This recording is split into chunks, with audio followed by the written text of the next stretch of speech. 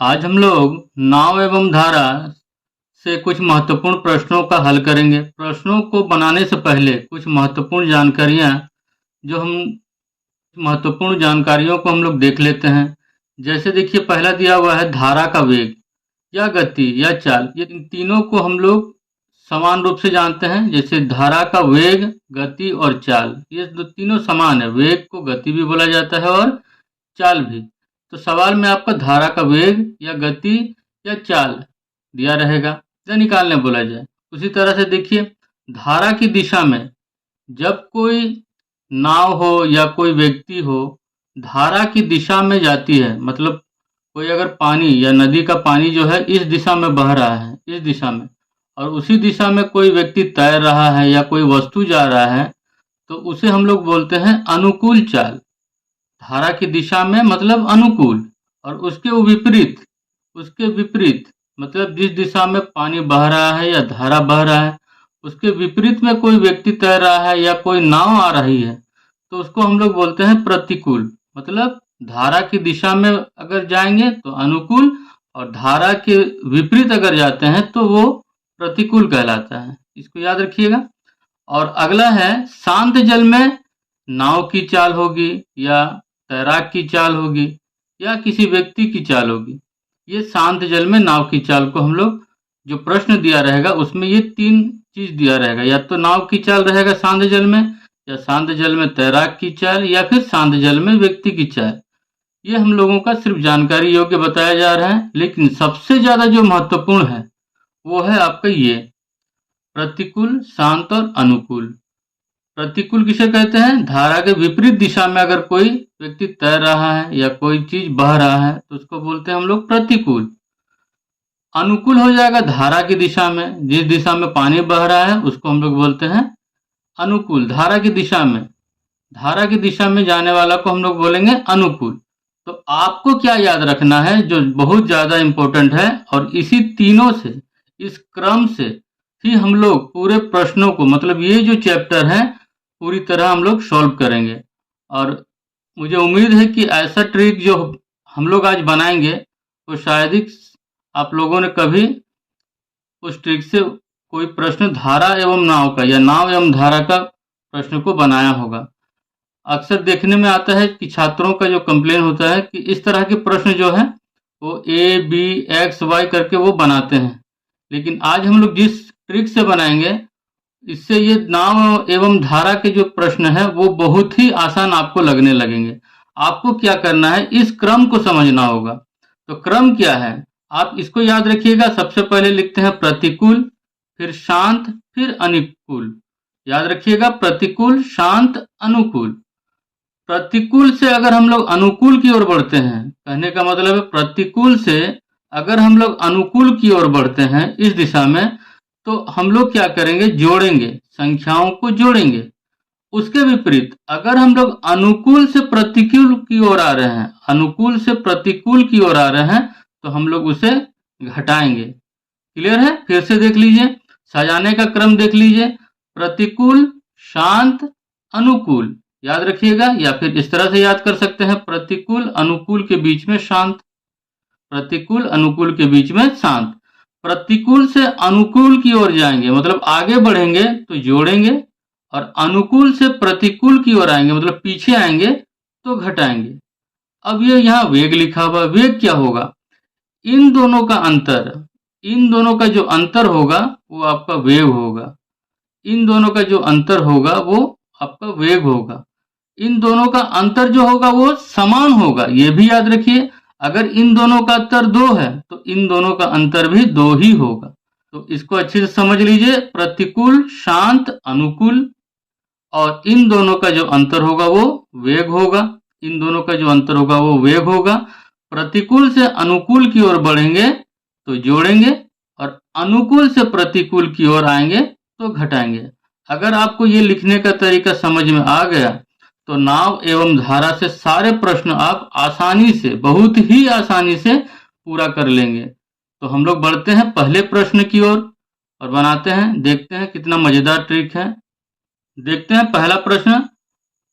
एक नाव की धारा के साथ गति, धारा के साथ गति मतलब अनुकूल गति धारा की दिशा में अनुकूल 12 किलोमीटर प्रति घंटा तथा धारा के विरुद्ध गति मतलब विपरीत प्रतिकूल 6 किलोमीटर प्रति घंटा है।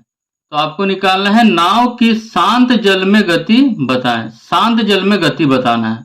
लिखने का क्रम फिर से देख लीजिए, बताया गया है। पहले हम लोग क्या लिखते हैं, प्रतिकूल। आप प्रति ही लिखिए, शॉर्ट में लिखिए, जितना शॉर्ट लिखिएगा उतना ज्यादा आपका समय बचेगा।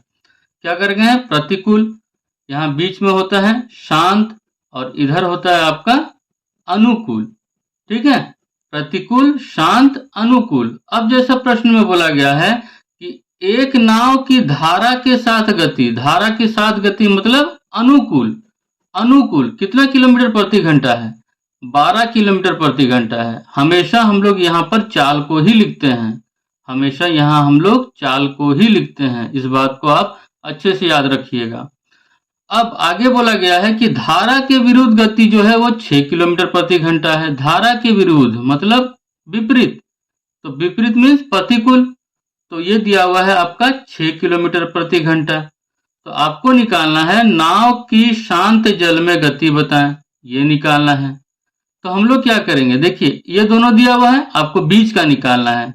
बीच का निकालने के लिए क्या करते हैं, इन दोनों को जोड़कर 2 से भाग देते हैं। बीच का निकालना है, जैसे आपको पता होगा औसत निकालते हैं।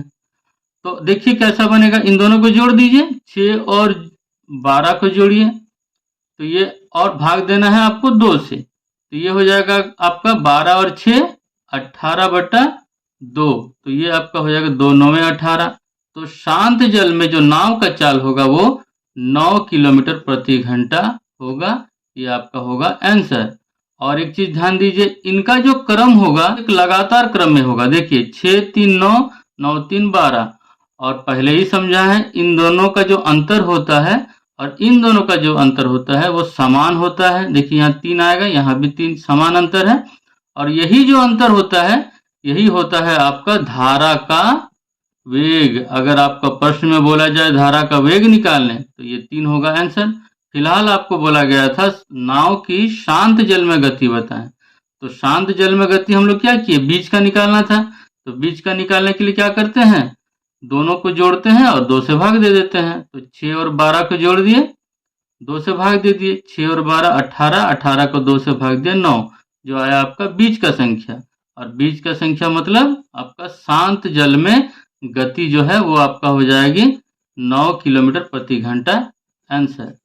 क्लियर है, उम्मीद है समझ में आया होगा। अगले प्रश्न में आएंगे तो और अच्छे से समझ में आएगा। आते हैं अगले प्रश्न में। अगला प्रश्न देखिए, बहुत ही आसान प्रश्न है। एक नाव का धारा के साथ गति 12 किलोमीटर प्रति घंटा तथा धारा के विरुद्ध गति 8 किलोमीटर प्रति घंटा है। तो धारा की गति बताएं।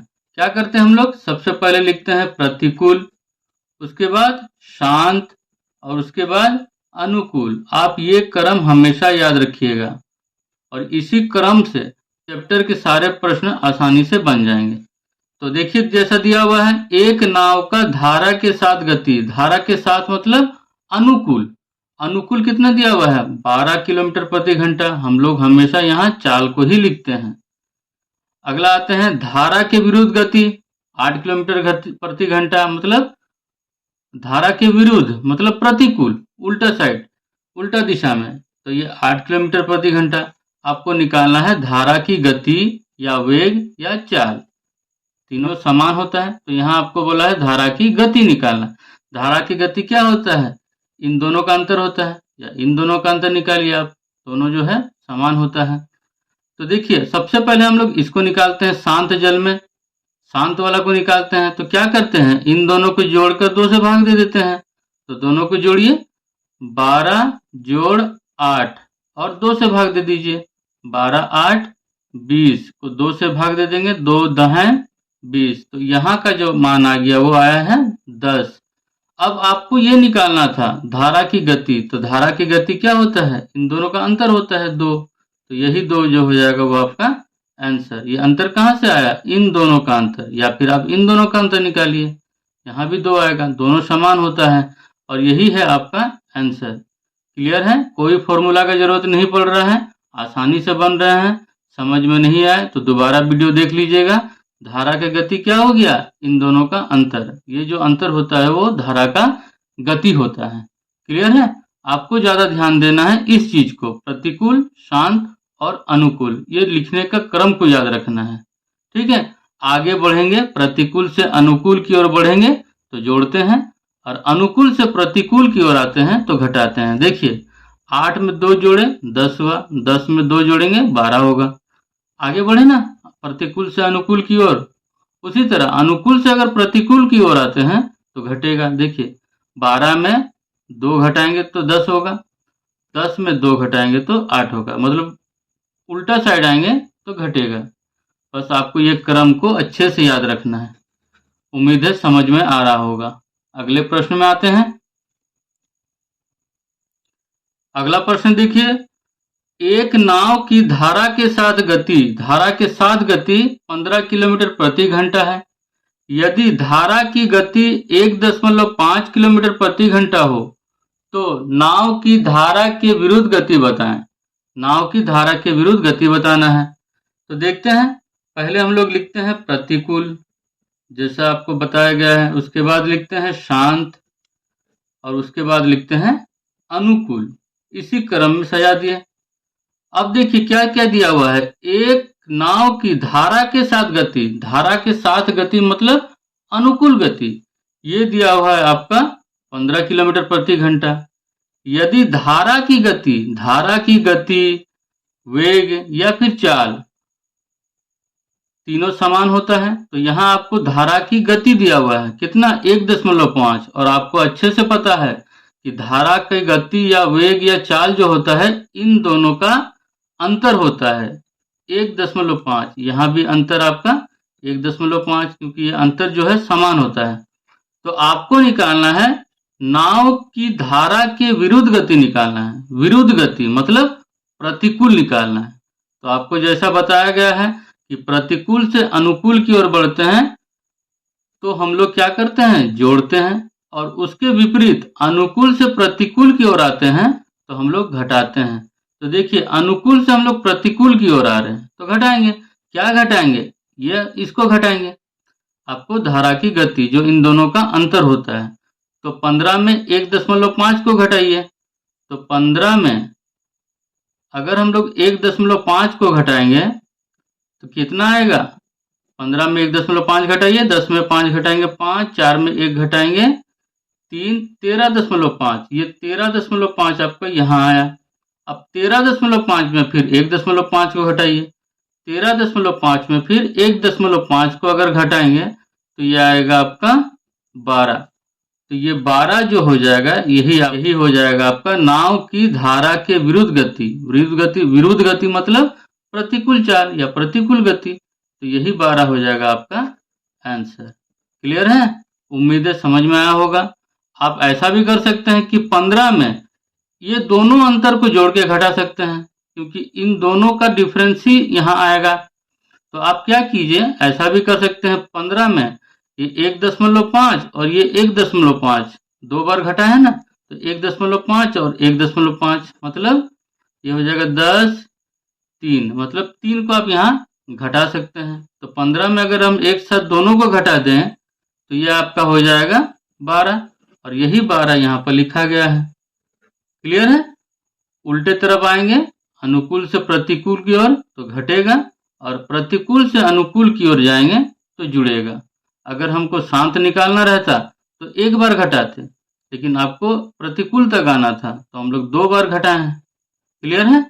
उम्मीद है समझ में आया होगा। अगर इसी प्रश्न में शांत जल का निकालने बोला जाता, शांत जल में, तो ये आपका एक बार घटाएं, यही आपका आंसर हो जाता।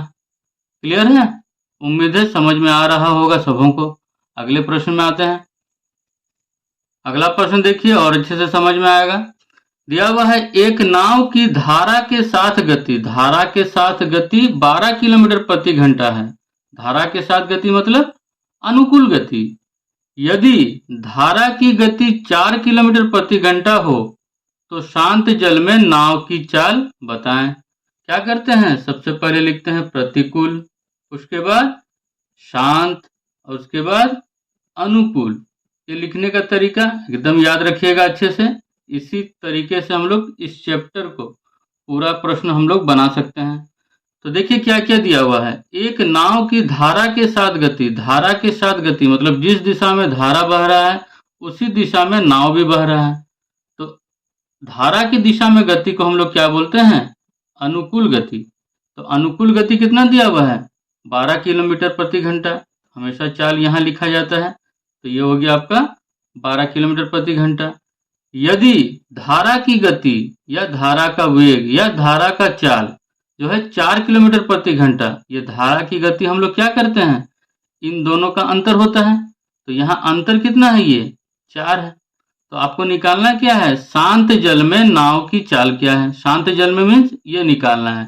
तो देखिए अनुकूल से प्रतिकूल की ओर बढ़ रहे हैं, मतलब पीछे आ रहे हैं। तो क्या करेंगे? 12 में 4 को घटा देंगे। तो 12 में अगर हम 4 घटाएंगे तो शांत जल में क्या आ जाएगा?